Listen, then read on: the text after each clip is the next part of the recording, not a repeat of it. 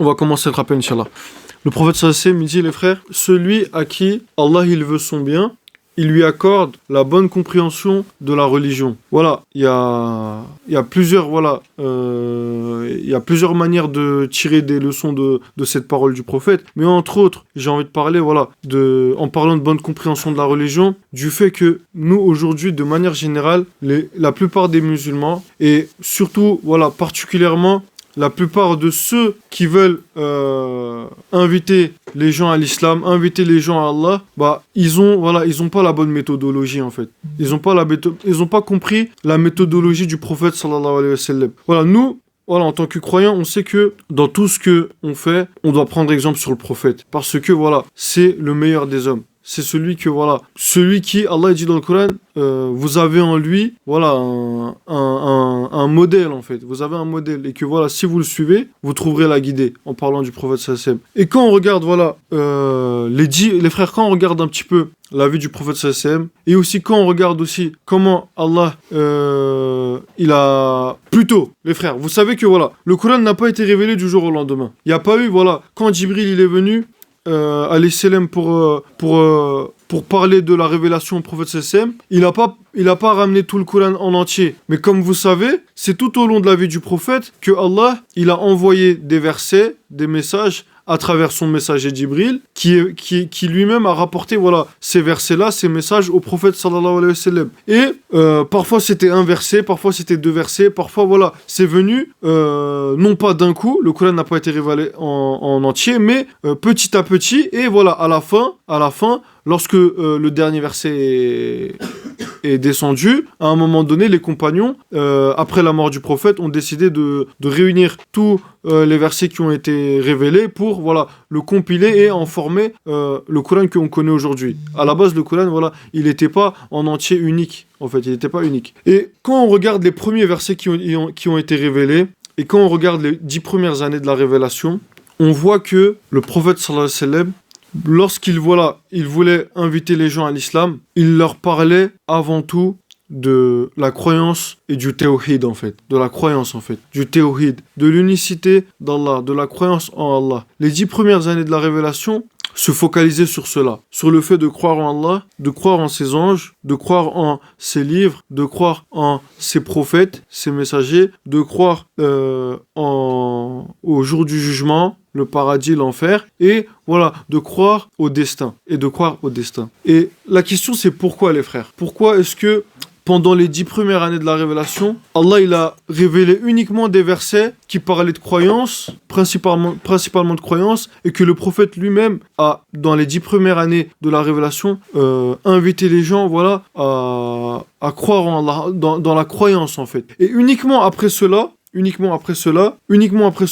Allah il a révélé les versets, par exemple, quand, vous vous rappelez, quand il y a 2 semaines de cela, on a parlé, lorsque le prophète sallallahu alayhi wa sallam, il a fait son ascension, et que Allah il lui a révélé en personne, dit aux croyants d'accomplir la prière, d'accomplir la salat. Et l'ordre d'Allah d'accomplir la prière n'est arrivé que dans l'an 8 de l'Hégire ou l'an 10 en fait, des années après en fait. Et pareil, un exemple que moi je cite souvent, l'interdiction de boire de l'alcool, c'est un ordre d'Allah, une injonction divine qui a été descendue uniquement après que les musulmans, les compagnons, ils ont eu la certitude dans leur foi. Ils ont eu la foi déjà, ils l'ont renforcée, ils ont été ils ont atteint ce degré de certitude dans leur foi, et uniquement après cela, Allah il a révélé les versets sur dit aux croyants de faire la prière. Et je dis comme je répète l'exemple de dit aux croyants de ne pas boire de l'alcool, et que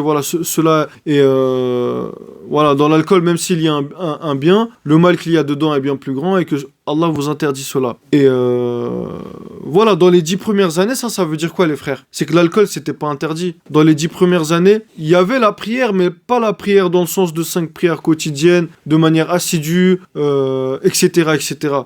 Et pourquoi les frères ? La question, c'est pourquoi. En fait, la méthodologie du prophète sallallahu alayhi wa sallam, ça a toujours été de déjà faire en sorte que les gens ils connaissent Allah, qui croient en lui fermement, qui croient qui croient en les 6 piliers de la foi, et ensuite il les invitait aux injonctions divines. Par exemple, il y a un compagnon que le prophète plus tard, il voulait envoyer pour parler de l'islam à une contrée précise, une population précise, une tribu précise. Et le prophète, il a donné l'enseignement à ce compagnon de, déjà, invite-les à croire en Allah, et s'ils croient en cela, demande-leur d'accomplir la prière. Et s'ils acceptent cela, demande-les de donner la zakat, et s'ils acceptent cela, etc., etc.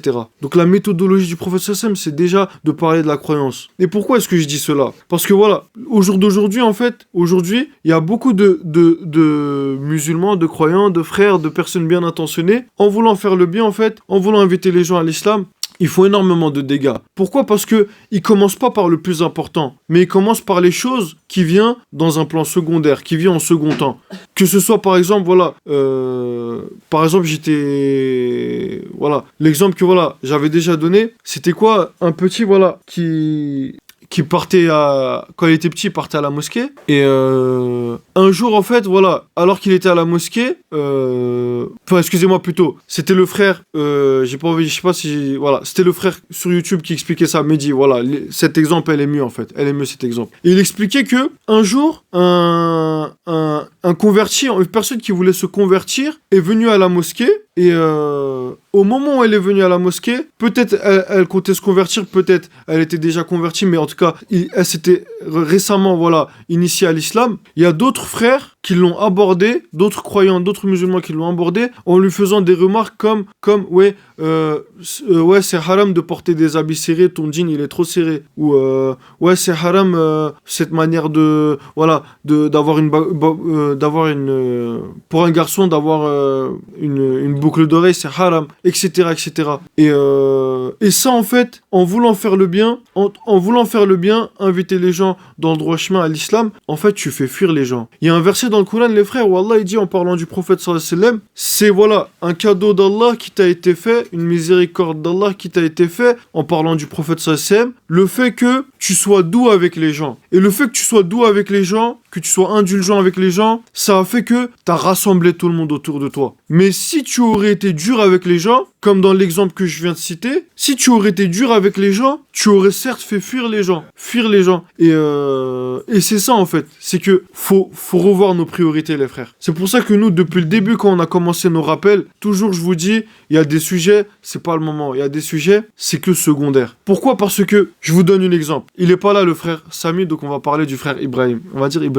Là, en plus, ils vont bientôt y aller. Admettons le frère Ibrahim, accouplé du frère, Inch'Allah, par exemple, le frère Ali Imran. Ali Imran, il va demander à Ibrahim, est-ce que tu peux me donner, je donne un exemple au pif, on va dire un peu au pif, est-ce que tu peux me prêter 10 000 euros? Je vais bientôt me marier, tout ça, je donne un exemple quand il sera grand, Inch'Allah. On est d'accord, naturellement, Ibrahim, en temps normal, en temps normal, la réponse d'Ibrahim, ça sera, Ali Imran, je te connais, t'es une belle personne, mais à part les sorpettes, à part le fait qu'on se réunit dans les rappels du vendredi soir, je sais pas si t'es quelqu'un de digne de confiance, je sais pas ceci, je sais pas cela. Donc automatiquement, il sera réticent à vouloir rendre service en fait, à vouloir passer les 10 000 euros. Il sera réticent. Mais si Michael Abbé, deuxième exemple, si Michael Abbé, il demande à Ibrahim, Ibrahim, Michael Abbé, il a besoin de 10 000 euros pour un truc important que je dois faire, je donne un exemple en Turquie, et t'inquiète, Inch'Allah, quand je reviens, je te donnerai même 15 000 euros, tout ça, t'inquiète même pas. Vu qu'Ibrahim, il sait très bien que Michael Abbé, de 1, c'est une bonne personne, de 2, elle est digne de confiance, de 3, il respecte ses paroles, de 4, ce que tu vas lui donner, le service qu'il va me rendre, qu'il va me faire, je vais le rendre en 2 fois, 3 fois plus, on est d'accord, il va pas hésiter, il va dire il n'y a pas de souci. Et c'est comme ça dans la vie de tous les jours. Lorsque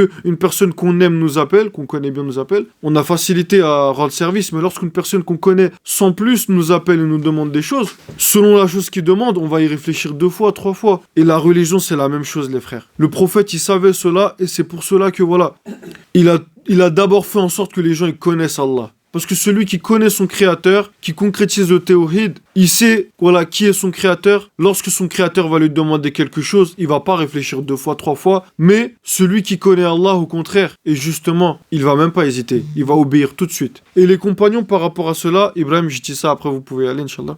Par exemple, lorsque Allah, il révélait un verset, il demandait un verset. Par exemple, voilà, on a parlé de l'exemple de l'alcool, on a parlé de l'exemple de la prière. Vous savez ce que répondaient les compagnons? Ils avaient pour l'habitude de répondre, c'est mirna, on a entendu qu'Allah nous demandait cela, wa ata'na, et on a obéi. On a entendu et on a obéi. Pourquoi? Parce qu'ils connaissaient Allah. Ils savaient la grandeur d'Allah, la grandeur d'Allah en fait. Ils avaient l'amour d'Allah et de son messager bien évidemment. L'amour du prophète, l'amour d'Allah. Ils avaient cette conviction sur le paradis et l'enfer. Ils étaient forts en fait dans leur croyance. Ce qui fait que eux, dès qu'on leur révélait un verset, c'est mirna wa ata'na, c'est mirna wa ata'na. Et jusqu'à ce qu'un jour, voilà, donc on a donné l'exemple de l'alcool. Le jour où Allah il a dit aux croyants que voilà d'arrêter de boire de l'alcool, vous savez ce que disent les récits? Les récits ils disent que à la seconde même, le lendemain même, tellement tout le monde avait versé l'alcool qu'ils avaient à la maison dans les rues de Médine, c'était devenu un fleuve d'alcool. Parce que eux, ils connaissaient Allah, ils avaient cette conviction, c'est pour ça qu'ils disaient Semirna wa Ata'na. Deuxième chose, l'exemple de la prière. Les compagnons, ils ont dit quoi? Ils ont dit Semirna wa Ata'na. Ils ont dit on a entendu et on a obéi. On a entendu et on a obéi. Et un jour est venu, voilà, un jour, Allah il a voulu tester les compagnons, radiyallahu anhum,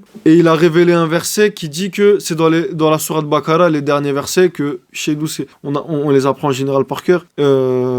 Dit aux croyants, voilà, en gros, le verset, en gros, c'est quoi dans le sens, les frères? Allah vous demandera de rendre des comptes même sur les choses qui vous passent par l'esprit. Et là, les compagnons, qu'ils avaient l'habitude de dire Semirna wa Ata'na, on a entendu, on a obéi. Là, ils ont dit, attends, là, on dirait là, ça va être compliqué un peu, genre. Allah, il nous demande, en gros, Allah, il va nous demander de rendre des comptes même sur les choses qui nous passent par l'esprit, mais on va pas passer à l'action. Mais dans la vie de tous les jours, ça nous arrive de penser du mal de certaines personnes qui peuvent manquer le respect, qui peuvent insulter, ou des fois mais tant que ça passe par l'esprit et que tu le dis pas, ok. Mais là, juste le fait que ça passe par l'esprit, Allah il va nous demander de rendre des comptes. Ils ont dit, venez, on va voir le prophète sallallahu alayhi wa sallam, parce que ça, on craint qu'on ne puisse supporter cela. C'est pas que les compagnons, ils voulaient pas. Mais ils ont eu peur. Ils ont dit, peut-être qu'on ne pourra pas supporter ce verset-là, ce hukm, cet ordre d'Allah.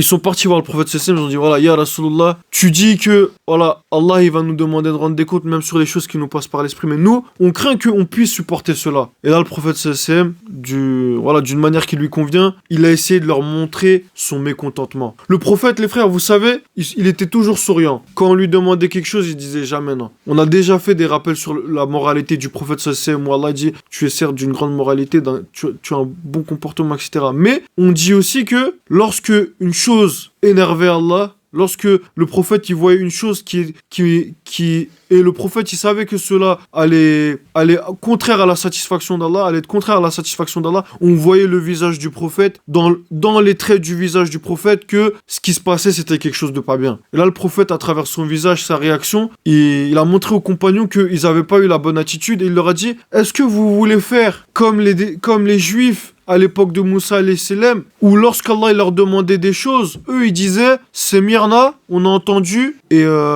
j'ai oublié le terme, mais on a entendu et on a désobéi. Est-ce que vous voulez faire comme eux? Parce que le prophète il sait ce qui les attend, ceux qui ont fait ça dans le passé, ceux qui ont ils ont dit c'est mirna, on a entendu mais on a désobéi. Eux ils désobéissaient clairement en fait, ouvertement. Et là les compagnons ils ont réfléchi un peu, ils ont dit ya Rasulullah c'est mirna wa ata'na, on a entendu, on a obéi. Et lorsqu'ils ont accepté, même en fait ils ont accepté l'idée que Allah il allait les juger même de ce qui se passait dans leur tête, Allah il a révélé la suite du verset, c'est quoi? La yukallifullahu nafsan illa wus'aha. En gros, Allah il a donné la bonne nouvelle. En fait, c'est quoi? Allah ne vous incombera jamais dans votre dos, sur vous, une charge plus lourde que vos capacités, que ce que vous pouvez supporter réellement. Et en fait, c'était une manière d'abroger le verset d'avant. Allah il a abrogé le verset d'avant. C'était une sagesse en fait. Allah il voulait tester les compagnons et les compagnons ils avaient réussi cette épreuve. Et ensuite après cela, Allah il a dit entre guillemets, avec mes mots, rassurez-vous, Allah ne vous jugera pas pour des choses que vous ne pouvez pas maîtriser. Et en fait, voilà, aujourd'hui, on sait que ce qui nous passe par la tête, Allah ne nous demandera pas de rendre des comptes. Donc, voilà les frères. La bonne compréhension de la religion, les frères, ça passe sur, déjà, la croyance, connaître son créateur. Parce qu'il y a un verset dans le Coran qui dit, ne craindront réellement Allah. Non. Il n'y a que ceux qui connaissent réellement Allah qui le craindront à sa juste valeur.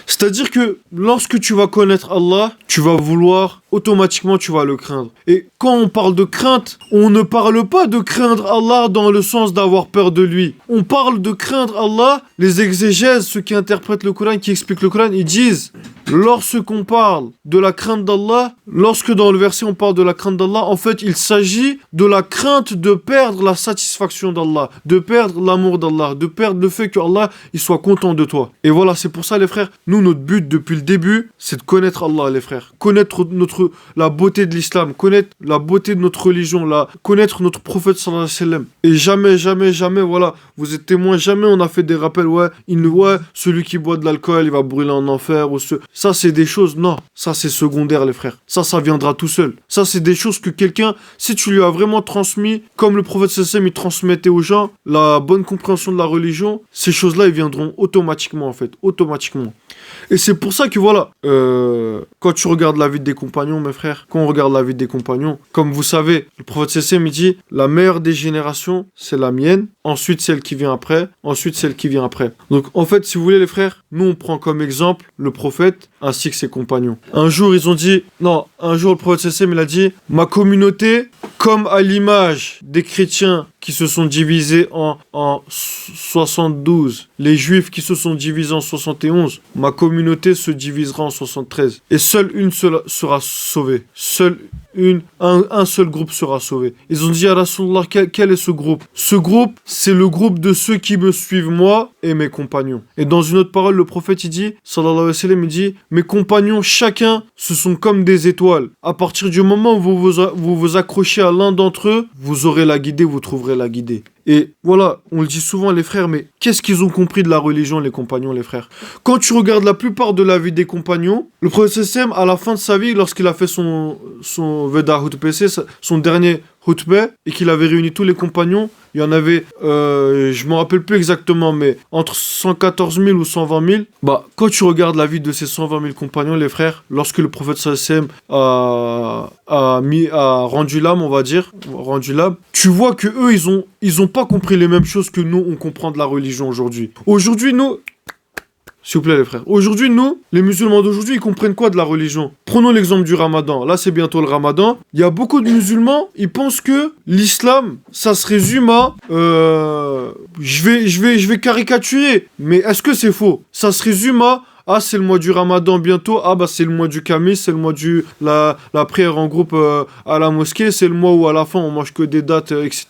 C'est le mois où, la journée, vu que on peut pas manger, bah, on va faire des nuits blanches comme ça. On va se lever à 16h et comme ça, on va pas trop galérer. Et après, on va manger à 20h, 21h à l'heure du ftour. C'est le mois où, voilà, on essaye de faire des efforts, etc. Mais une semaine après, 2 semaines après le mois du ramadan, toutes les mauvaises habitudes, elles reviennent, les péchés ils reviennent, les mauvais caractères ils reviennent. Est-ce que c'est ça le mois de l'islam? Est-ce que c'est à ça que se résume l'islam? Et quand tu regardes la vie des compagnons, radiyallahu anhum, eux ils ont pas compris ça de l'islam. Eux ils ont pas dit ouais, on fait notre prière, on fait le jeûne du mois du ramadan et puis voilà. Après que le prophète sallallahu alayhi wa sallam il est mort, les frères, la plupart des compagnons, ils auraient pu se dire, certains ils étaient à Médine, certains ils étaient à la Mecque.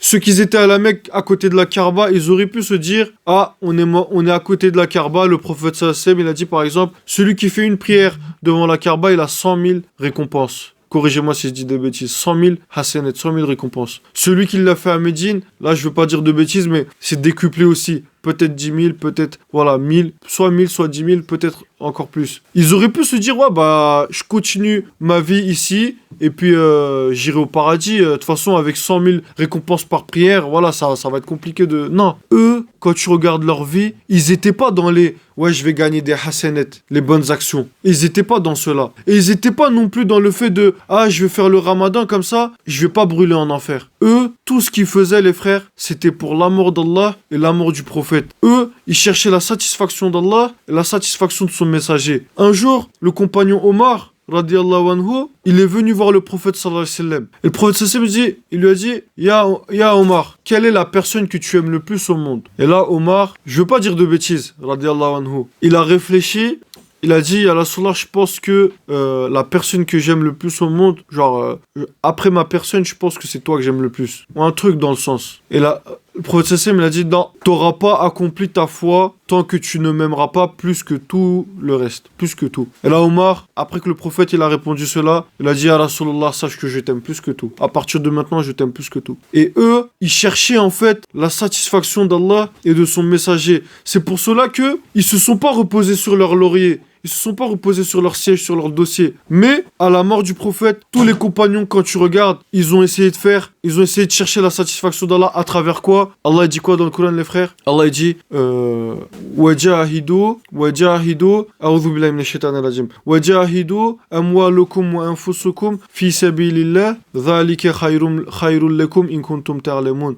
Faites des choses fi sabilillah dans le sentier d'Allah avec vos biens. Battez-vous avec vos biens et vos corps et avec corps et âme, avec tous vos biens, fi sabilillah, pour Allah. Et sachez que cela est bien meilleur pour vous seulement si vous saviez.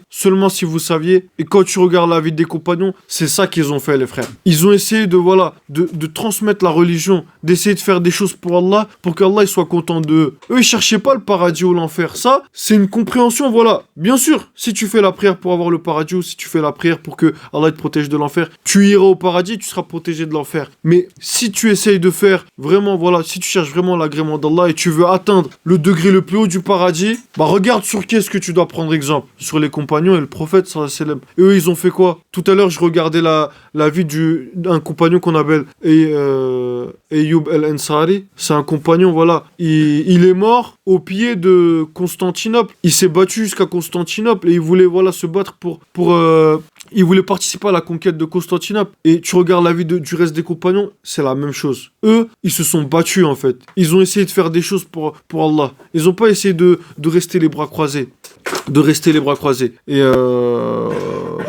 Et voilà, pourquoi? Parce qu'eux, ils connaissaient Allah, ils avaient la certitude, ils avaient une croyance ferme.